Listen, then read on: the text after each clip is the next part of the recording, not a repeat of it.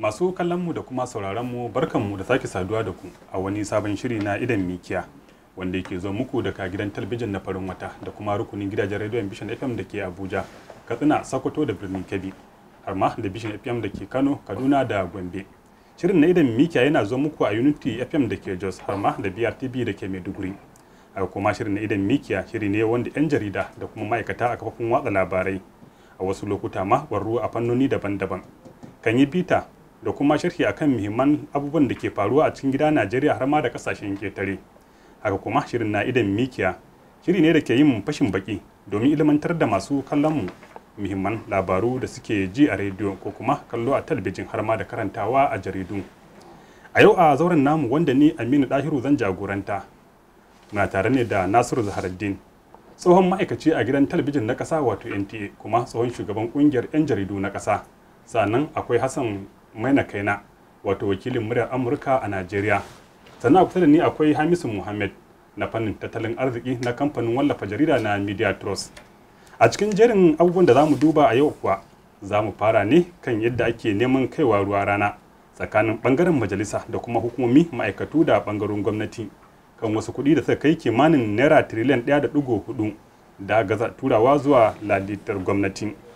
Sannan za mu duba kuma batun yadda ƙungiyar nan da ke yaƙi da cin hanci da kuma fafutuka tabbatar da ingantacciyar gwamnati wato sera a inda ta nemi kotu da dakatar da kuɗaɗen nan da aka ware a cikin kasafin kuɗi na shekara ta 2020 wanda ya kai kimanin naira miliyan 37,000 wanda ake so a yi gyare-gyare da kuma kwaskwarima a zauren majalisar tarayyar Najeriya. Sannan a didai a cikin shirin zamu yi nazari a game da yadda aka tafiyar da al'amura da dama wato muhimman batutuwa da suka faru a cikin shekara ta 2019 da ke shirin karewa. Sannan za kuma mu je ga batutuwan da ya shafi sha'anin harkar tsaro wanda har yanzu yake ci gaba da ta'azzara a sassa daban-daban da ke faɗin ƙasar nan. To Nasiru, na fara da kai za mu iya cewa batun sha'anin waɗannan kuɗaɗe da ake tunanin ya kamata a ce an tura su zuwa lalitar gwamnati tun lokacin da an riga an koma ga tsarin da ake na asusun bai na Najeriya. Wannan batu dai ya sa ita wannan ƙungiya ko kuma an ce siyasa dai tsakanin majalisa da kuma su wannan ɓangarorin na gwamnati ana nema a kai ruwa rana na tunanin cewa maƙudan kuɗaɗe har sun kai kimanin naira tiriliyan 1.4 waɗanda har yanzu an ƙi tura su zuwa lalitar gwamnati wanda abin da ya kamata a yi kenan. Ya kallaci wannan abu? To, da farko dai wato akwai wani abu guda ɗaya da ya kamata a yi la'akari da shi. Mun san kamar hukumar custom suna ɗaya daga cikin masu tara kuɗaɗe da yawa a Najeriya, kuma saboda a ƙarfafa musu gwiwa a baya an ce idan sun tara kuɗi ko nawa suka tara za su ɗau kashi 7 cikin 100 na abin da suka tara domin su gudanar da harkokinsu na yau da kullum da wasu abubuwa da za su kyautata mutanen ma'aikatansu da kuma yadda ma suke tattara kuɗin. To ya kamata a rika irin wannan a wasu wuraren ma da ake tarawa gwamnati kuɗi domin waɗanda suke aiki a wuraren su ji daɗin yin aikin a kuma samu kuɗaɗe ma fiye da yadda ake samu. Wannan zai ƙara musu ƙarfin gwiwa da ƙwarin yin wannan aiki don su tabbatar da cewa abubuwan sun tafi yadda ya kamata. To shi wannan TSA kam gaskiya abu ne mai kyau tunda tun shekara 2012 aka fara maganar za a fara wannan TSA lokacin Goodluck Jonathan, amma ba su samu ƙwarin gwiwar fara yinsa ba saboda wasu dalilai da babu wanda ya sani. Amma zuwan gwamnatin shugaba Muhammadu Buhari sun tashi haikan cewa lalle a fara wannan abu saboda ta haka ne za a iya sanin inda kudaden gwamnati suke fitowa da inda suke shiga kuma a rage zirare su rika tafiya wasu wurare. Wannan ya sa an rufe ma duka wato wurin asusun ajiyar ma'aikatan gwamnati a bankuna na kasuwanci aka mai da shi a bankin ƙasa. To amma na so in ga cewa su bankin nan, babban bankin Najeriya, sun yi wani abu da zai sa wato a ƙara ƙaimi wajen wato su inganta aikinsu, su zamanantar da shi yanda duk kudaden da sun shiga abin da ya kamata a yi a daina ɓata lokaci kamar yadda ake yi da na shiga da fitar abubuwa a gurin. To idan aka yi haka ko shakka babu abubuwan za su tafi yadda ya kamata.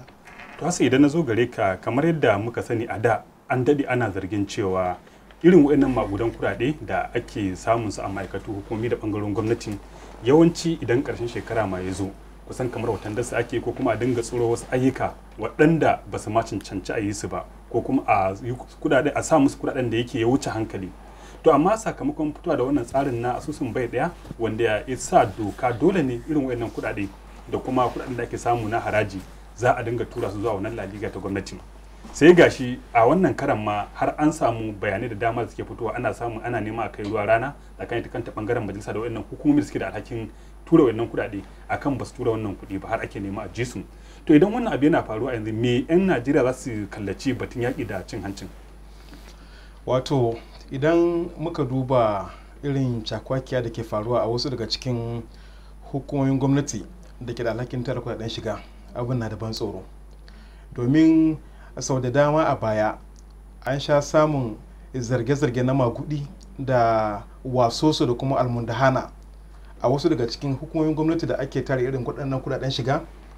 Amma wani abu mai bakanta rai shine maimakon mu ji gwamnatin ta ɗauki mataki na bincike wanda kuma za a yi shi free palo, kowa san abin da ake ciki, a gano wane ne ya aikata ba daidai ba a hukunta shi, wane ne ya aikata daidai a karrama shi. Amma hakan baya yiwuwa idan wasu daga cikin waɗannan jami'an suna da wato baba a baya, sai kaga an shirya da magana. A yanzu haka magana da nake da kai, akwai darakta a ma'aikatar ciniki wanda ya tada bayani akan wasu kudade, domin yanzu tun bayan da shugaba Muhammadu Buhari ya kaddamar da wannan asusun wato na bai daya TSA, haramun ne duk wani kudin gwamnati ya shiga wani asusu a bankin gwamnati sai da wannan asusu din. To a ma'aikatar ciniki wasu kudade ne suke shiga wato asusu na bankunan kasuwanci. Wannan darakta ya tada bayanin cewa ya kamata a dakatar da wani abin tukuna sai mun san menene matsayin gwamnati akan waɗannan kudaden. Ministan ciniki na wancan lokacin da permanent secretary na wancan lokacin ya yi zargin cewar sun dakatar da shi daga bakin aiki, aka tura shi ofishin shugaban ma'aikata na tarayya. To daga nan still dai a ƙara dawo da shi don ba a same shi da wani laifin da abin da ba daidai ba. To yanzu haka har yanzu dinnan magana nake da kai yana nan yana ta wutan gareriya baya nan baya can, kuma an riga an karɓo ofisinsa. Kaga wannan wani abu ne wanda ko da wani yana son ya yi kwarmato ko kuma ya gaya gwamnatin cewar ga inda ake ba daidai ba, zai samu rashin ƙwarin gwiwa, domin an ce da na gaba kan ga zurfin ruwa. Ga wani ya gano abin da ba daidai ba, maimakon a yaba mishi kuma a kaddamar da bincike, amma sai aka dakatar da shi daga bakin aiki. Shi kuma wannan darakta da nake ga maka yanzu gaba ɗaya bai wuce shekara 3 zuwa 4 ma ya ritaya daga aikin gwamnatin ba. To kaga idan har gwamnatin tana da irin wannan take-take, to lalle wannan zai nuna wasu cewar ba da gaske take yi ba, domin tabbatar da gaskiya da daidaito a cikin tsarin kudaden shigar nan a ƙasar nan. Hamisu, wannan batun wato tsarin mai da kudade cikin wannan asusun haɗaka na ƙasa, za mu iya cewa kwanakin baya a rahoton da aka samu wanda na shekarar 2017, wanda kuma babban mai bincike na ƙasa ya tabbatar da cewa akwai hukumomi kusan sun kusa guda 10 ma a Najeriya waɗanda sun iya dasa bi wannan tsarin, wanda kyashi kan shugaban ƙasa san da wannan abin, aka yi tunanin za a yi wani abu domin a tirsasa ga cewa dole sun bi wannan tsari tunda doka ce da aka fito da ta a ƙasa. Amma duk da haka dai ba a ji komai ba, kuma ba a yi wani abin da ya kamata domin a ga cewa sun bi wannan tsarin ba. Sai a kwanan nan gashi ta kanta majalisa ta fito ta nuna cewa lalle a yi bincike ga wannan hukumi da ma'aikatu da hukumomin da suka kasa bin wannan tsari wajen maida da wannan kudaden har da ya kai kimanin naira tiriliyan 1.7. Kana ganin bisa kiraye-kirayen da shugabannin kwamitoci na majalisar suke a yanzu akwai wani tasiri da zai yi idan a yi abin da ya kamata? To idan ka jibi wato yanda ita wannan hatsaniya ta taso, za ka ga su bangaren majalisa ana zargin su da suna irin bankado irin wannan laifukan ne idan har suna son su cimma wani muradinsu na ga su wayannan ma'aikatan gwamnati.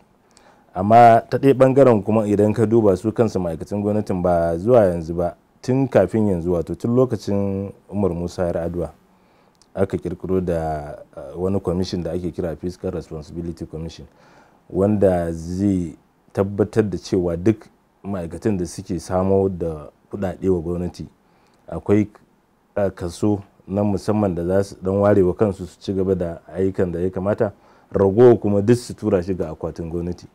to tun wancan lokaci har zuwa yanzu wannan dabaruwan ba a gama ba, don da yawa daga cikin waɗannan manyan ma'aikatan gwamnati ba sa bin wannan doka, ba sa mai da waɗannan kudaden idan suka gama transaction ɗinsu a shekara, ragowar da suka ware su mai da gwamnati ba sa mai dawa.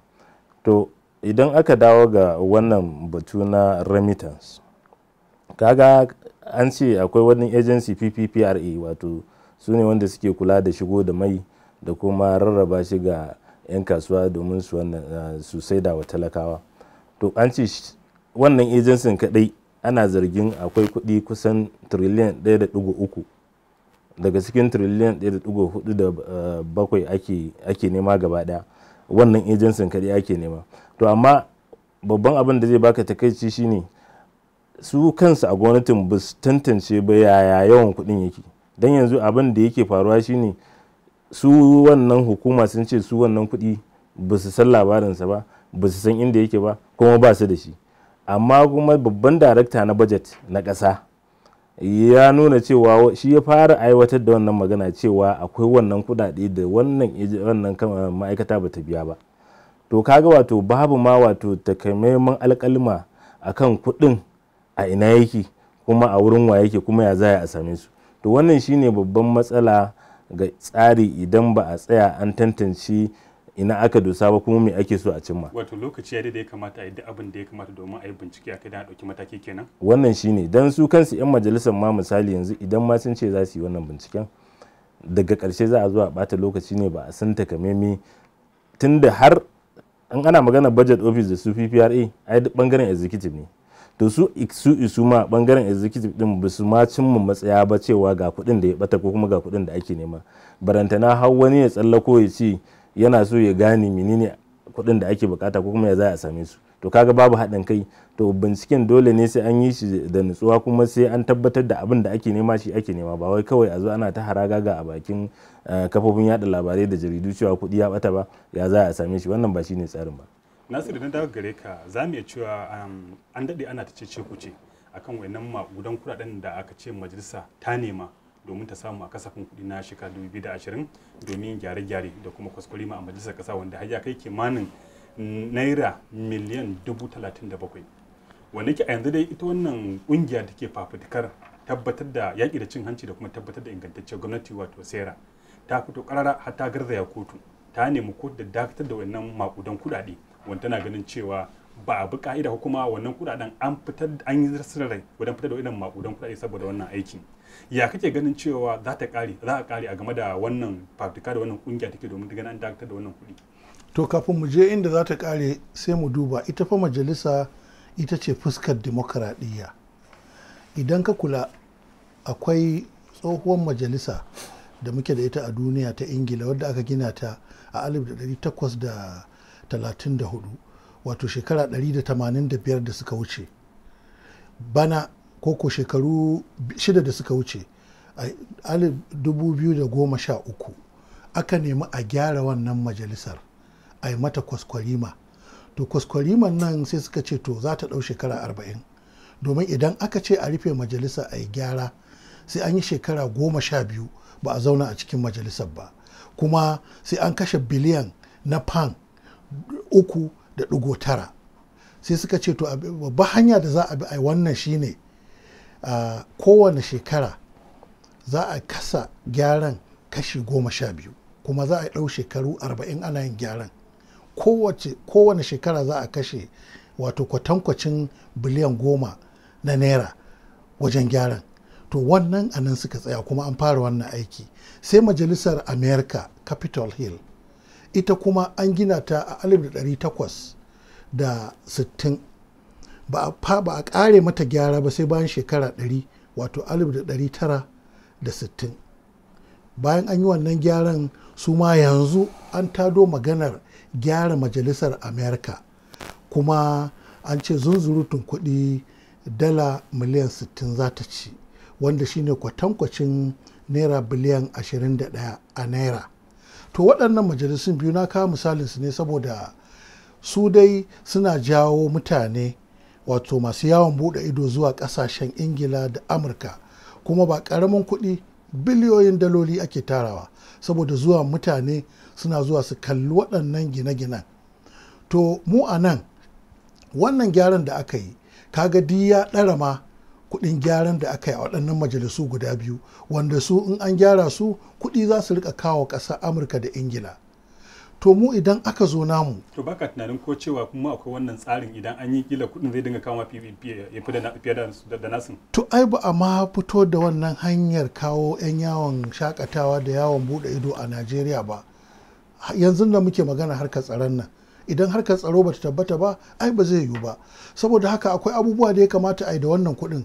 Yau idan ka ce ruwa za ka bayar kawai, za ka yi rijiyar burtsatse, za ka iya rijiyar burtsatse 153, yana nufin za ka iya rijiyar burtsatse 193 a kowace ƙaramar hukuma 774 da muke da ita a Najeriya.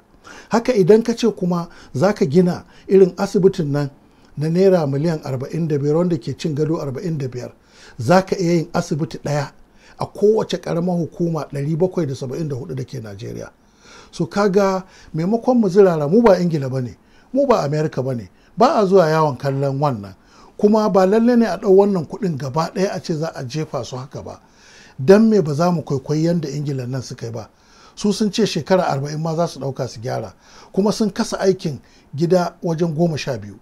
Don me mu ba za mu yi namu mu ma in phases ba? Maimakon a zuba kuɗi irin wannan sai a karkata wasu daga cikin kuɗaɗen su tafi wajen wasu ayyukan da ake bukata, ga harkar tsaron nan, ga harkar ruwa, ga harkar wuta, ga harkoki iri-iri waɗanda za a iya saka kuɗi, tunda mu ba mu kai ci gaban waɗannan ƙasashen ba. To mai idan na zo gare ka, wannan batu da ya shafi gyaran majalisa duk da cewa ya kawo cece-kuce a ƙasa, kuma ita wannan ƙungiya da ta garzaya kotu a kwanakin baya ita ce ta ƙara fito da cewa ya kamata a yi bincike su kansu 'yan majalisar nan, domin ana zargin sun kusan kamar sun lalata kuɗi da ya kai sama da tiriliyan guda akan ayyuka na gunduma, wani ke kuma ayyukan nan duk ba a yi su ba, kusan kawai da tsabaragen cuwa-cuwa aka yi akan wannan abu. Yanzu kuma ga ta ƙara garzaya kotu domin ta dakatar da majalisa ko kuma ta hana a ba majalisa kuɗin take nema don yin gyare-gyare da kuma yin kwaskwarima ita kanta wannan majalisa. Kuma wannan abu ya taso a dai lokacin da ita kanta wannan gwamnati take ikirarin cewa ana ɗaukar matakai domin a rage irin kuɗaɗen da ake kashewa don tafiyar da gwamnati domin a yi yaƙi da cin hanci ta wata fuska. Me kake gani 'yan Najeriya su kallaci wannan abubuwa? Wato kafin ma mu zo ga yadda 'yan Najeriya za su kallaci wannan al'amari, idan muka ɗauki kasafin kuɗin Najeriya gaba ɗaya wanda a ciki aka sa wannan kuɗin, a ciki ba akwai wato giɓi na naira tiriliyan 2 wanda sai an ciwo bashi sannan za a sa a cikin kasafin kuɗin har a samu wannan miliyan 36,000 a gyaran majalisa da shi. Ɗaya kenan. Na biyu, kamar yadda bayanai suke nunawa cewa wannan kuɗin zai fito ne daga cikin kuɗin manyan ayyuka na babban birnin tarayya Abuja. Idan ka ɗauki kasafin kuɗin manyan ayyuka na babban birnin tarayya Abuja a cikin kasafin kuɗin, an ware kimanin naira miliyan 64 da miliyan 400. So a cikin wannan kuɗin za a cire naira miliyan 37,000, kaga kusan rabi kenan. Sannan rabin shine zai je ga sauran ayyuka na walwala da kuma jin daɗi na babban birnin tarayya gaba ɗaya na wannan shekara. To bayan wannan kuma sai ka ɗauka cewa yanzu waɗannan kuɗin idan za a zo a yi su dalla misali, masana sun ce ina irin asibitin na primary health care zai gina guda 2 a ƙananan hukumomi 774 na ƙasar nan. Sannan wannan kuɗin in makara duban su ta wani fuska, za ka gane cewar yanzu ka ɗauki kasafin da aka yi na shekara mai zuwa ɗin na gine-ginen irin waɗannan ƙanan asibitocin, wato primary health care centers, da kuma wasu sayo kayayyaki a cikinsu. A gaba ɗaya abin da aka ware shi naira miliyan 9 zuwa naira miliyan 16. Wannan fa ana maganar lafiyar ɗan adam, lafiyar mutanen karkara, miliyan 9 zuwa miliyan 16, amma an ɗauko naira miliyan 36,000 domin a yi gyaran majalisa. Idan mun duba kasafin kuɗi na shekara ta 2013, gwamnatin majalisar da ta zuwa na wannan lokacin ai ta yi amince da naira miliyan 40,000 da miliyan 200, ka gane, domin a yi ginin wato sashi na 3 na majalisar. So ta kowane fuska da in ka duba zaga cewar maganar gaskiya shine ba ba a yi dogon tunani wurin wannan aiki ba, ɗaya kenan. Sannan wannan yana zuwa ne a daidai lokacin da 'yan ƙasa suke fama da matsaloli na tattalin arziki, matsaloli irin na tsaro. Yanzu ka ɗauki naira miliyan 36 nan misali ka sanya su a kan sha'anin tsaro, a siyo jiragen nan masu leƙen asiri, a ƙara ɗaukan jami'an tsaro, a siya musu kayan aiki, ba ko shakka wannan kuɗin zai taimaka nesa ba kusa ba wurin daƙile matsalolin tsaro da ƙasar nan take fuskanta kusan a kowane ɓangarenta. Saboda haka muna fata kuma muna wato shauƙin ganin cewar gwamnatin tarayya da 'yan majalisun nan za su sake tunani akan wannan abin da suke a daidai lokacin da 'yan ƙasa suke wayo Allah. Hamisu, kusan batun wannan kudade da cewa har yanzu ba a cimma matsaya ba, ko kuma mu ce kuma ta kusan a ce an so a yi makara sakamakon ita majalisa dai kamar da muka sani bangare na gwamnati, kamar da Nasiru nuna mana kuma tabbatar mana kuma san hakan, kuma suna da yanci su nemo wasu abubuwa da dama, kuma suna da yanci da abin da aka ba su yi a amfani da kudaden su yadda ya kamata. To amma sau tari idan abubuwa suka aga cewa suna nema su wuce ka'ida, kowa yana da albarkacin baki ya bada shawarwari, ko dai za a dauka ko kuma akasin hakan dai. Kuma batun kasafi dai yanzu an riga an yi nisa tunda har an kai ga amince da wannan kasafi, wannan kuɗi kuma tana iya majalisa din ta samu wannan kuɗi, ko kuma in an samu wani sauyin haka a samu akasin haka. Bisa naka tunanin menene kake gani kamata ya rage a yi a game da wannan makudan kudade wanda mutane da yawa suke ganin cewa kamar an cika su? To abin da ya rage a yi shine talakawa su ci gaba da addu'a da kuma a surutu da kuma korafi akan ya kamata wannan gwamnati ta duba cewa akwai abubuwa da dama da suke buƙatar wato attention nata.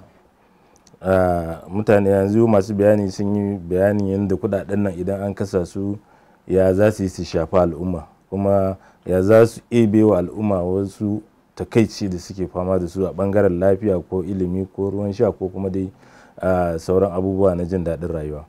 Yanzu misali kaga idan ka duba Abuja nan, ƙwarya Abuja ne cikin garin Abuja yake sanin cewa akwai gwamnati. Idan ka yi tafiya kilomita 10 ko 15 daga cikin ƙwaryar birni za ka gane cewa lalle ashe Abuja nan ba ta da bambanci da ƙauyen da na fito, ko daga Kano ko daga Katsina ko daga Bauchi ko da sauransu. So ci gaban gaba ɗaya ya tattaru ya tsaya ne a cikin birni, kuma yanzu ga shi ci gaban na birnin ma ɗan guntun kuɗaɗen da ya rage an ɗauki kashi 50 za a ba majalisa domin a gyara ta. Majalisar nan ba fa wai babu bane za a gina ta, a gyara ne za a yi domin a ƙara jin daɗi na su 'yan majalisu. So kaga wannan ba karamin abin takaici bane. Yanzu idan ka duba misali, mun san cewa suna bukata, dan akwai lokacin da ake cewa ko lasifika su ma wani lokacin ba ta fita, kamar yadda man Nasiru ya faɗa cewa idan za a yi abin nan sai a yi shi face by face, wato kaso zuwa kaso. Misali a ɗauki magana cewa za a gyara harkar lasifika yau, ko gobe za a yi fenti, ko wannan shekara a karkasa wannan kuɗi zuwa wani tsawon lokaci, sai ka ga jama'a ba su sa ido akan wannan kuɗin da za a kashe ba, kuma ba zai shafi tattalin arziki ko kuma aikace-aikacen da za a yi wa sauran jama'a ba. Amma wato babban abin tashin hankalin ma shine ba wai majalisa fa kawai ake kashe irin wannan kuɗaɗen ba, Aminu. Na majalisa ya fito fili ne saboda duk abin da ya faru ga 'yan majalisa, jama'a da yawa suna korafi, ka ko maganar salari da sauransu, za ka ga ba a duba wani bangaren sai na 'yan majalisa. Ila ko nasu ne ya fi yawa, ba taɓa gani irin wannan. Ba lalle ba ne ya fi yawa, don a ma'aikatan gwamnati akwai ginin da za ka gani an gina shi kusan biliyan 20 ko biliyan 15, sannan akwai ginin ma da za ka ga an zo za a ce za a gyara shi, zai ga ginin biliyan 10 an zo za a kashe biliyan 2 a ce za a gyara shi. Kwanan nan na ga wata ma'aikata daga bangaren wutar lantarkin nan an ce haya ma ta kama da naira biliyan 1 da wani abu. Haya ne kawai, kudin haya ne, ba ma siya ba, da gyare-gyare. To kaga kenan a ma'aikatan gwamnatin ma, wato bangaren zartarwar, wa'annan abubuwan suna nan dankam da yawa, zakulo su ne ba a yi ba, kuma ba a sa musu ido ba.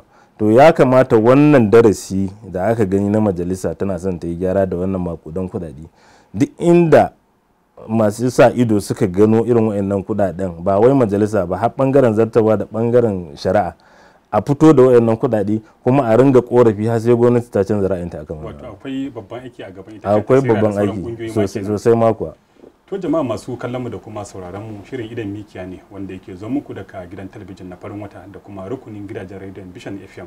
Yanzu kuma za mu je hutun rabin lokaci, idan muka dawo za mu ɗora daga inda muka tsaya. Kun ji da inda muka duba batutuwa waɗanda suka shafi wato wata takaddama da take nema ta taso tsakanin majalisa da sauran hukumi da bangaren gwamnati akan kuɗi kimanin naira tiriliyan 1.4 waɗanda ba a mika su ga ko kuma a tura su ga laliga gwamnati ba, da kuma batun fasa kwai da ƙungiyar nan da ke fafutuka wajen tabbatar da ingantaccen gwamnati da kuma yaƙi da cin hanci ta yi, na cewa kuɗaɗen da ake so amfani da su wajen gyaran majalisa ya wuce ka'ida har ta garzaya kotu domin ganin an dakatar da wannan kuɗaɗe. Da haka nake cewa ku dakace mu, idan muka dawo za mu ɗora. Gida na da za ka ɗauki zance na, a rado Allah da ka haye hasashe na. Gida na da za ka ɗauki zance na, a rado Allah da ka haye hasashe na.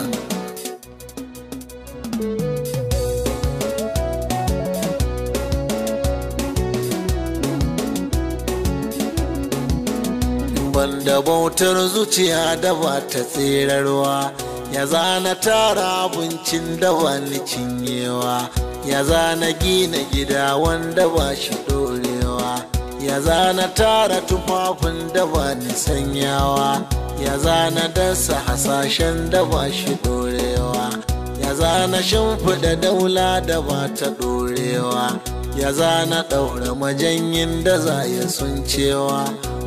Gidana da za ka ɗauki zance na, da ka yi gyara kafin agin cire kwana. Ubangidana da za ka ɗauki zance na, arado Allah da ka haye hasashe. Banda bautar zuciya da ke halakarwa, abin hawa na ya zarci na hawan kowa, rigar sakawa ta zarci ta jikin kowa, gami da takalma sun fi na kafar kowa, dangi agogo na ya fice na kowa, daidai da zobe na ya fi hasashen kowa, hata da biro na alkalau na zannawa.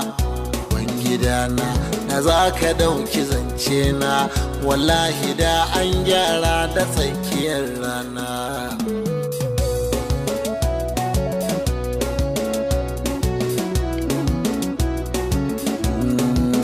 Gida dubu na gina tanadin wajen kwana, ciki da falo dubbai daban-daban dana, dan tanadi na talauci da ke tsumin rana, sannan in kaucewa idan duna da ke bina, in ɓadda sawaye na ga masu bikona, an ɗauki duniya mai tabbata gidan kwana, gida ga mai burin rayuwa gidan gona. Gidana da za ka duba zance na, wallahi Allah da ka cikan muradi. To barkanmu da dawowa cikin shirin namu na idan mikiya. Yanzu kuma za mu dora ne daga inda muka tsaya, sauran batutuwan da suka rage mana, inda za mu shiga abin da ya shafi sha'anin harkar nazari. Yanzu kuma za mu je ga nazari akan abubuwa da dama da suka faru a cikin shekara 2019 da take dab da karewa. To Nasiru, za mu iya cewa yanzu haka dai shekara 2019 tana dab da karewa, tunda ana dab da shiga wata sabuwar shekara 2020. Abubuwa da yawa sun faru a wannan gwamnati, walau dai abin da ya shafi irin nasarori da aka samu ko kuma akasin haka, amma kalubale da abubuwa da dama. Da haka za mu ɗan yi nazari, duba abubuwa da dama da suka shafi wato nasarori da kuma kalubalen da aka samu a wannan gwamnati. Mun san cewa ita kanta gwamnatin ta kafu akan wasu abubuwa ko kuma ta bullo da wasu manufofi wanda take shirin aiwatarwa, wanda sun shafi tabbatar da inganta sha'anin harkar tsaro da kuma yaƙi da cin hanci, farfado da tattalin arziki na ƙasa, da kuma abubuwa suka faru kamar irin zaɓuɓɓukan da aka yi, da kuma batun yadda wasu da yawa suka tafi kurkuku wanda ba a taɓa tunanin hakan ba. To da farko anan za mu so mu ji, idan ana batun irin nasarorin da aka samu a shekara ta 2019, kamar wannan abu ne kake ganin za a fara ɗauka a matsayin ita ce babban nasara wanda ke kanta gwamnatin za ta iya tutiya da ita, kuma 'yan Najeriya su ma sun gani a ƙasa? To zai wahala in mutum ya duba ya ce ga wani abu guda ɗaya da za a ce an samu wata babban nasara a kai. Za dai a iya cewa yawancin abubuwan da suka faru ba yabo ba fallasa. Bari mu ɗau maganar zaben nan. Zaɓe so shida aka yi tun 1999 lokacin da aka sake dawo da mulkin dimokuraɗiyya. To a tun lokacin da aka yi waɗannan zaɓuɓɓuka ina ganin zaɓen da ya fi kowanne kyau shine zaɓen 2015 wanda ya kawo shugaba Muhammadu Buhari a ragaman mulkin Najeriya. To wannan zaɓe da aka yi na bana akwai cece kuce da aka yi da yawa, musamman magana inconclusive.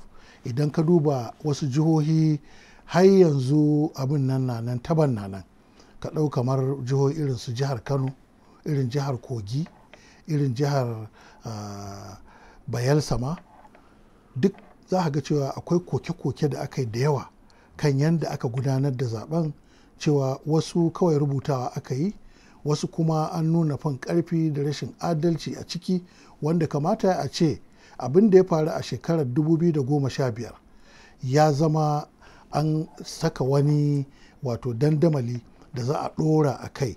To sai muka ga kamar an koma baya ne, komawa baya saboda akwai cece kuce da yawa. A 2015 babu wanda ya kai shugaba Buhari kotu cewa bai ci zaɓe ba. Ita kanta gwamnatin da ta shirya zaben ta yadda da abin da ya faru, tunda ana cikin ƙirga ƙuri'a ma shugaban ya fito ice ya yadda an kada shi. To wannan shine a ɓangaren wato siyasar zaɓe. Sai kuma ɓangaren yaƙi da cin hanci, wanda shine wato zan iya cewa a nan an samu nasarori. An samu nasarori, ko da yake za a ce ba yabo ba fallasa shi ma, domin ya kamata a ce yanda gwamnatin nan ta shigo da wannan kuwar yaƙi da cin hanci, kamata a ce mutanen da suke aka ɗaure su a yanzu sun fi yawan waɗanda aka ɗaure. In dai abubuwan da aka ce irin ta'adin da aka ce an kuntuka haka aka kuntuka shi, to ya kamata a ce mutanen da suke tsare sun fi wanda suke tsare yau.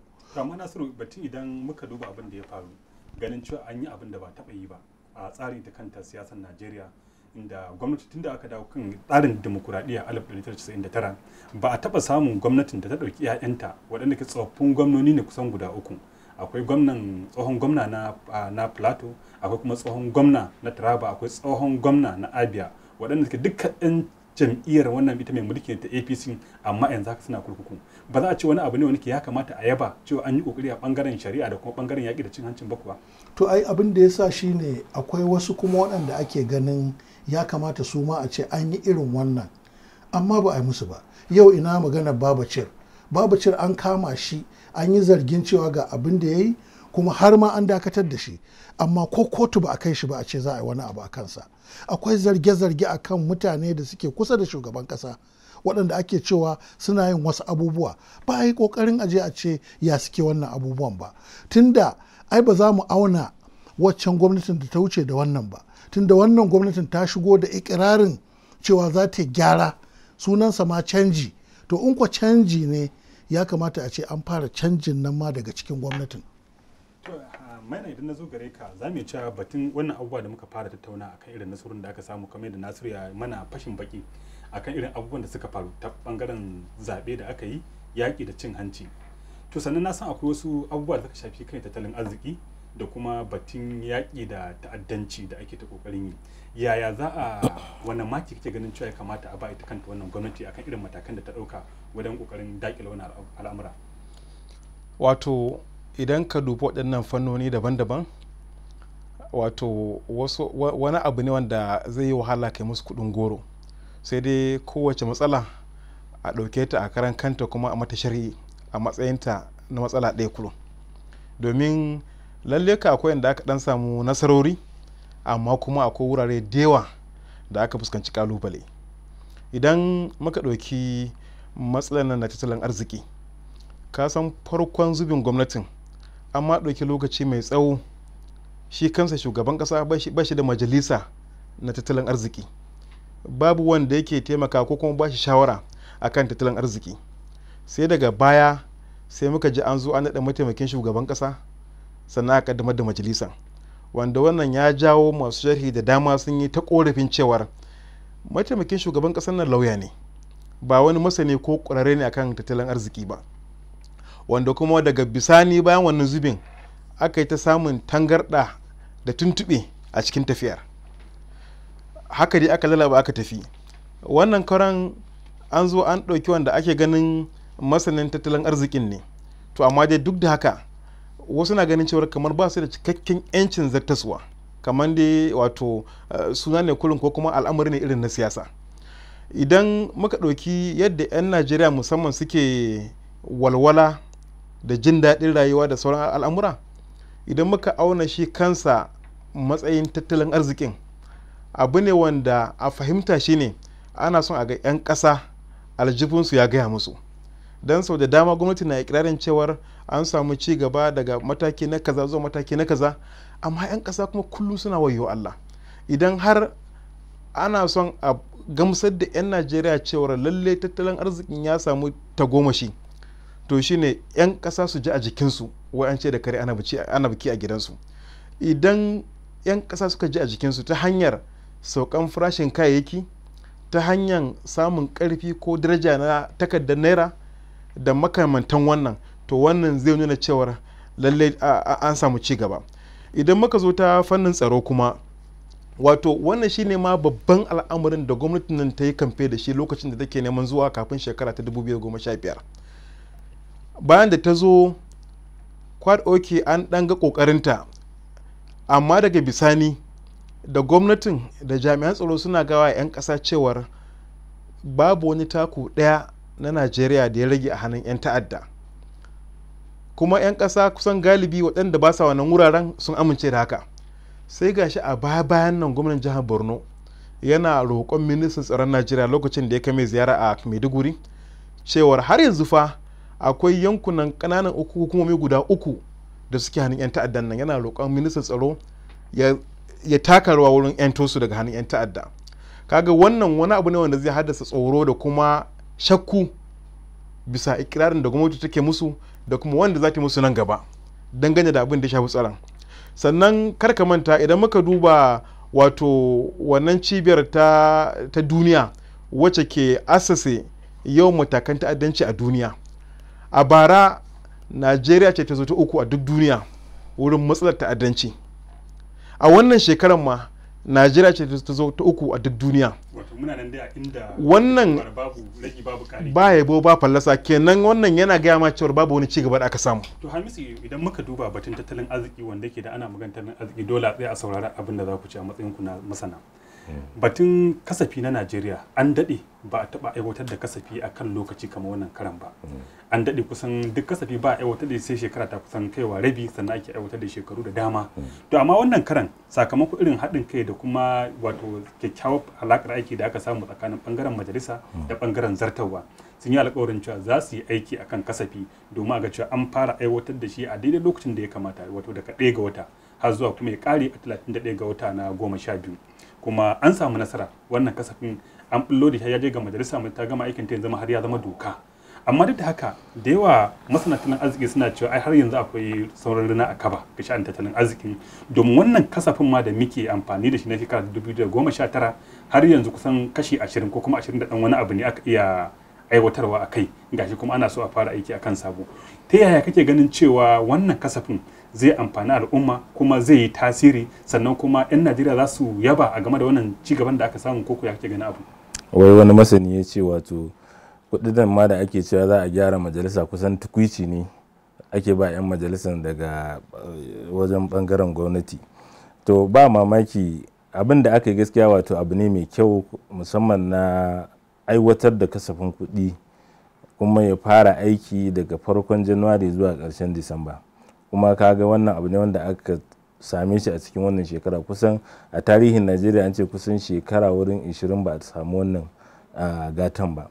To kasafin ba a aiwatar da shi ba sai shekara mai zuwa za a aiwata, amma tafiyar da shi din har a sami hannu din a wannan shekara aka yi. To kaga an samu ci gaba kenan, kuma idan har aka ci gaba da daurewa akan wannan, ina tabbatar ma cewa tattalin arzikin zai farfado daga wato suman da yayi, ya kuma mutane kuma za su ji a jikinsu cewa an samu canji. Idan muka duba tattalin arzikin gaba ɗayan shi, ni a bangare na zan kasa abin kashi biyu. Akwai abin da ake kira informal economy da kuma formal economy, wato da tattalin arzikin da ake amfani da shi ko kuma yake a rubuce shine muke kira formal. In ka duba dukkan alƙaluman da suke gudana za ga mafi yawanci an samu ci gaba, kamar inflation, hawa farashin kayayyaki. Idan ka duba daga farkon shekarar nan January zuwa yanzu an ɗan samu karuwa, amma karuwar ba ta yi zafin da ya shafi jama'a ba sosai. Amma za ka ga cewa in ka kwatanta shi da abin da ya faru a baya, karuwar ba ta da yawa. Haka a bangaren abin da ake kira external reserve, wato akwatin gwamnati ko kuma aljihun gwamnati wanda take ajiye kudaden kasashen waje, shi ma an samu raguwa na kusan dala biliyan 5 daga farkon January zuwa wannan Disamba dinnan 24 da muke ciki. To shi ma kaga wannan ragi ne aka samu, amma ragin maybe zai iya yiwuwa saboda matsalar zaɓe da aka yi, an kashe kudade da dama, sannan da matsalar rashin bashi nan da ba a samu ba na kasashen waje a kan lokaci. So shi ma wannan ya shafi wannan.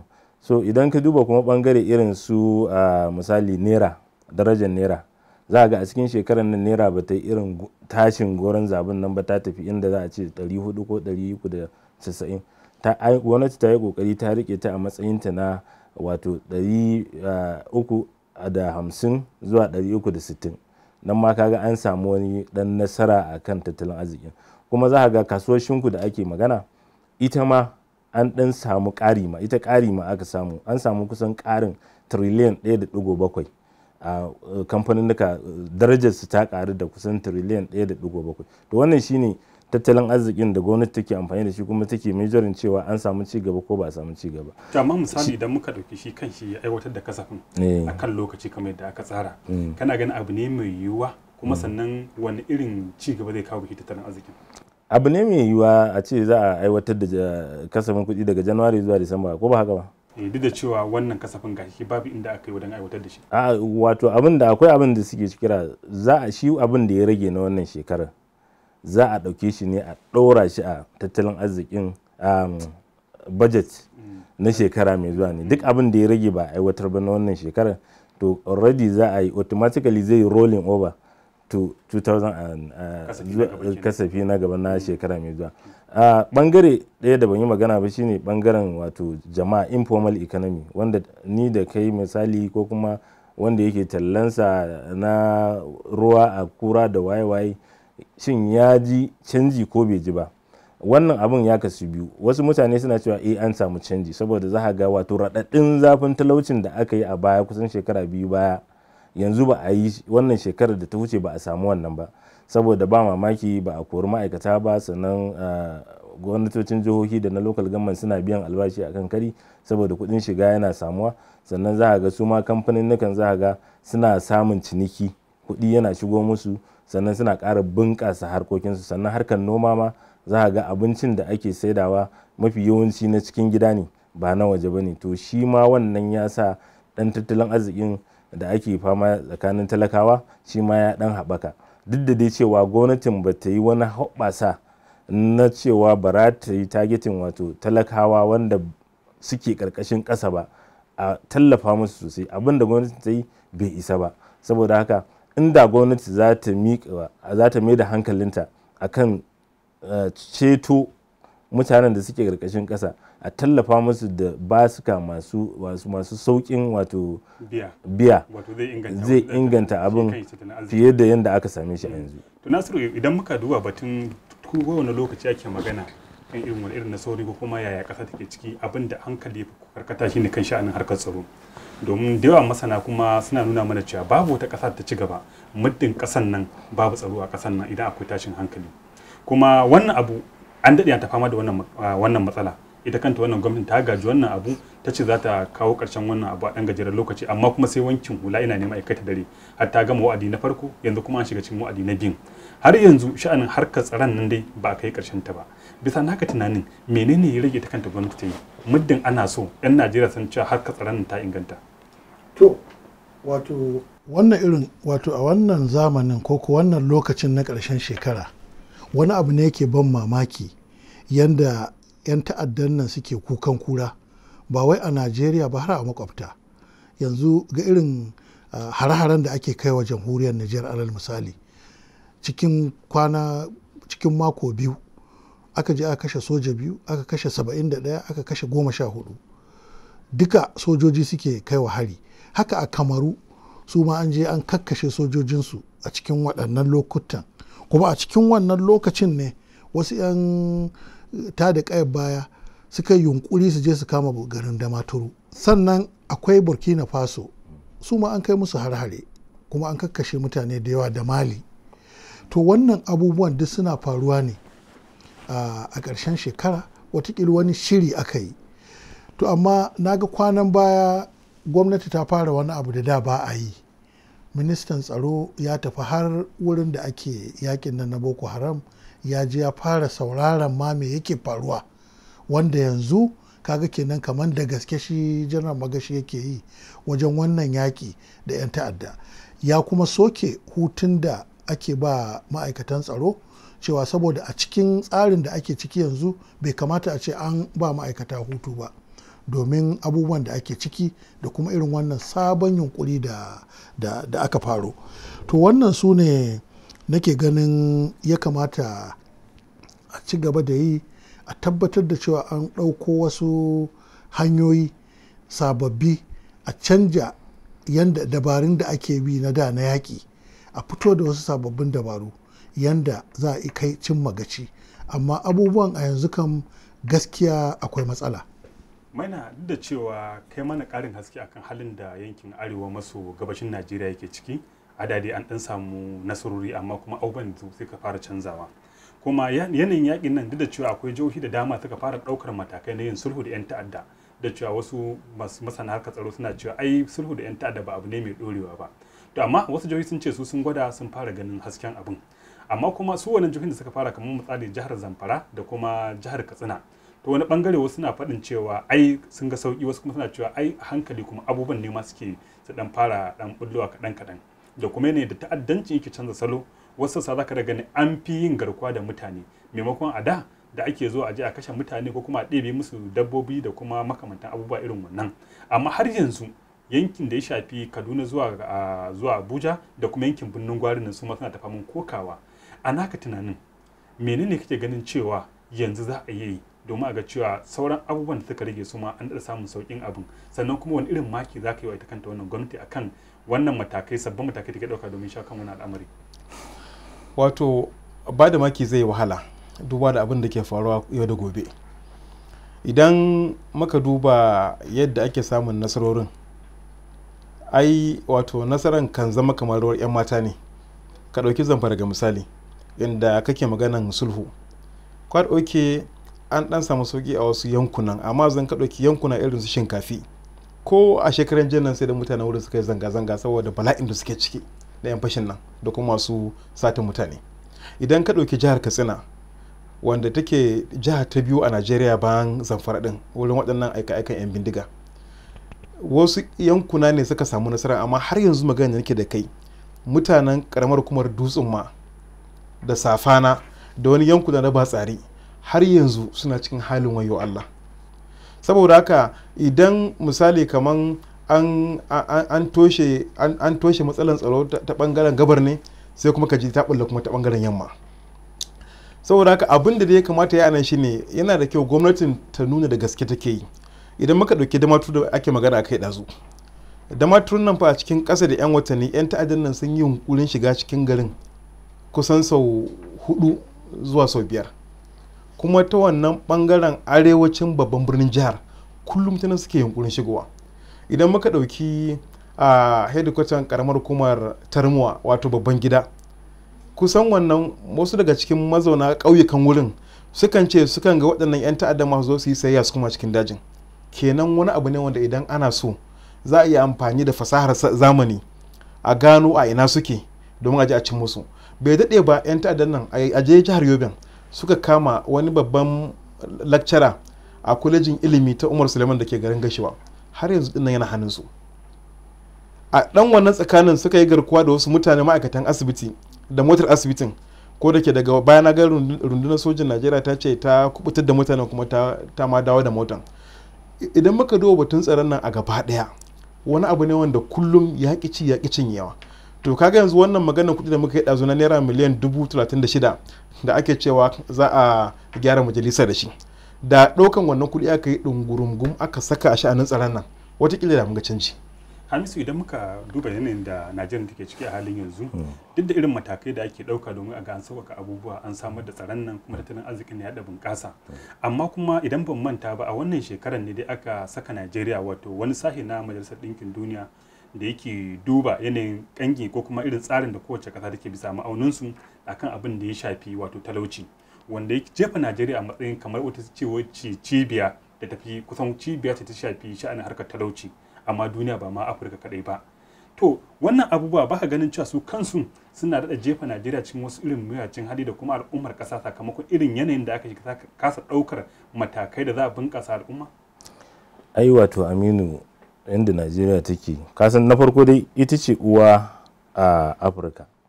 Kusan duk inda ka ga wani mutum hudu baki a Afirka guda ɗayansa ɗan Najeriya ne. Kuma yawanmu ba ma amfani da yawanmu domin mu mori wasu wato abubuwa na ci gaban al'umma. Mafi yawanci yawanmu wato da ka gani wato ana amfani da shi ne kuma yana zaman mana nauyi a kanmu. Yanzu in kai maganar harkar lafiya za ka ga Najeriya kusan ita ce a ƙarshe. In kai maganar harkar ilimi Najeriya ita ce a ƙarshe. In kai maganar ci gaba na rayuwa Najeriya ita ce a ƙarshe. So wayannan abubuwan idan suka haɗu zai baka cewa talaucin ma kusan mu ne a ƙarshe, tunda duk al'ummar da ba ta da ingantacciyar lafiya, ba ta da ingantaccen ilimi da kuma sauran abubuwa na more rayuwa, za ka tabbatar cewa talaucin ma ita ce dai. To wannan ba abun mamaki ba ne, kuma shugabanninmu ko kuma wato gwamnatocinmu za ka ga wato har yanzu ba su farga ba. Akwai wani bidiyo da na gani na almajirai kwanan nan da suke jiran abinci a wani gida. Almajiran nan wato in ba su kai 1000 ba za su kai kusan 800. Layinsu ya taho haka sun kusan rabin kilomita suna jiran abinci. Wato irin waɗannan abubuwan da dama gwamnatinmu ba sa tunanin menene gaba za ta haifar. Waɗannan abubuwa da ake watsi da su za ka ga cewa yanzu nan muke magana akan za a ware biliyan 37 a gyaran majalisa kawai. An manta da cewa akwai wasu abubuwa a ƙasa wanda suke da muhimmanci, wanda suka shafi jama'a da ya kamata a ebe su kafin a samu zaman lafiyan da ake fama da shi. Duk matsalar rashin zaman lafiyan nan da ake magana da na 'yan Boko Haram da na 'yan harbe-harben nan 'yan bindiga daɗi da na sace mutane da 'yan cult duk akan baya huce maganar me zan samu ne ko me na samu. Daga an zo an ɗan yi wa mutum daɗin baki an ce ai idan ka shiga ƙungiyar asiri za ka samu ɗan wani abu, sai ka ga ya tafi ya je ya kashe mutum don ya zama memba na ƙungiyar asiri domin ya samu abin duniya, ko kuma idan ka sace mutum za ka samu wani abu, sai ka ga ya shiga ya fara ɗauke-ɗauken mutane. To wa'annan duk abubuwa ne, wato talauci ne yake hura wutar wa'annan abubuwa da suke faru na rashin tsaro. So idan gwamnati za ta mai da hankalinta ta gane cewa dole sai an yi maganin talauci kuma an ilmantar da mutane, an ba su ingantacciyar lafiya, sannan a samu ƙasa mai ɗaurewa mai zaman lafiya. Idan suka farga suka yi haka, to ina ganin za a samu ci gaba a ƙasar nan. To Nasiru, batun ilmantar da al'umma din nan wanda yake da yawa mutane suna ganin cewa kusan shine gwamnati ta kasa ɗaukan matakan yi, wanda kuma ya ɗaya daga cikin abubuwan da ya jefa Najeriya cikin halin da ake ciki. Wasu suna ganin cewa shi harkar ilimin ya kamata a ce ya samu kulawa ta musamman, amma rashin bashi kulawa, musamman idan muka duba tsari na Majalisar Ɗinkin Duniya ya ce ya kamata a ce kowace ƙasa ta duniya musamman ƙasashe masu tasowa a ware kimanin kashi 26 na kasafi na kuɗi akan ɓangaren ilimi. Amma mu Najeriya idan muka duba wannan kasafin ma da za a fara aiwatar da shi a shekarar 2020 mai zuwa, kashi 6.1 aka warewa wannan kasafin.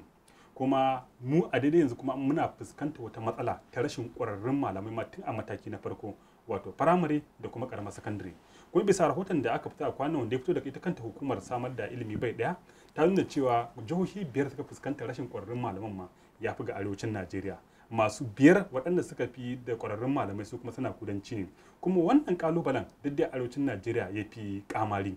Ba ka ganin cewa rashin ɗaukar ba ilimin nan fifiko shi kan yaɗa taimakawa ga wajen ƙalubalen wanda ake fuskanta? To ni ko abin da zan ce shine ina jin sai an duba albashin malamai. Domin ba zan yarda cewa wai babu ƙwararrun 'yan Najeriya ba. Kamar yadda Hamisu yake faɗa, yawan mu ɗin nan fa ya kamata a ce ya taimaka mana, kamar yadda yawan mutanen Indiya yake taimaka musu. 'Yan Indiya da suke wajen ƙasar Indiya suna tara biliyoyin daloli kowace shekara suna tura cikin ƙasar Indiya. Saboda me? Saboda gwamnatin Indiya ta san duk inda suke a duniya, kuma kowanne akwai harajin da ake sa masa da yake mayar da irin wannan kuɗin da ya samu a ƙasashen waje. A yau ba a jiya ba ko gobe, in ka je Amurka, 'yan Najeriya sun fi kowane jinsi na mutane a Amurka zuwa makaranta, sun fi kowa ilimi. To wai don me gwamnati take bacci ne? Ba za ta yi wani abu da za a dawo da wasu daga cikin mutanen nan ba. Kuma hanyar kawai da za a dawo da ita shine maganan nan da ne na farko. Za a iya ba su albashin da ake ba su a can? To idan ko ba za a yi haka ba, har abada za mu ci gaba da horar da mutane kuma suna sulalewa suna tafiya. Wannan malamai kenan. Ba a yi maganar likitoci ba, ba a yi maganar wasu masu harkar fasaha da sauransu ba, wanda suke kasashen duniya daban-daban. Kwanan nan wani yaro ya dawo daga Amurka, wanda a kamfanin kera motoci na GM Motors yake, kuma kaga ɗan Najeriya ne, wanda ya zo nan an ba shi aiki. Ban sani ba ma ko ana ba shi kuɗin da ya kamata a ba shi, ana ba shi gudunmuwar da ya kamata a ba shi, tunda yana da hazakar zai iya yi, wanda da za a yi haka cikin 'yan kwanaki ko 'yan shekaru za ka ga cewa an fara kera mota a Najeriya. To ire-iren waɗannan abubuwan shi ya kamata a ce gwamnati ta mai da hankalinta wajen yi. To duka saboda hali irin na lokaci, a nan za mu shimfiɗa ta firamar shirin namu ne yau. A madadin shi Nasiru wato Zaharaddin da yi mana tsokaci na ƙarshe, sai kuma Hassan Maina Kaina, a kusa da ni sai Hamisu Muhammad. Ni Amin Dahiru da na shirya na kuma gabatar. Nake cewa da masu kallon mu da kuma sauraron mu sai a kasance tare da mu a ranar Alhamis domin kallo da kuma sauraron wani sabon shirin na Idan Mikiya. Da haka anan nake mana munnar Allah ya kai mu sabuwar shekara lafiya.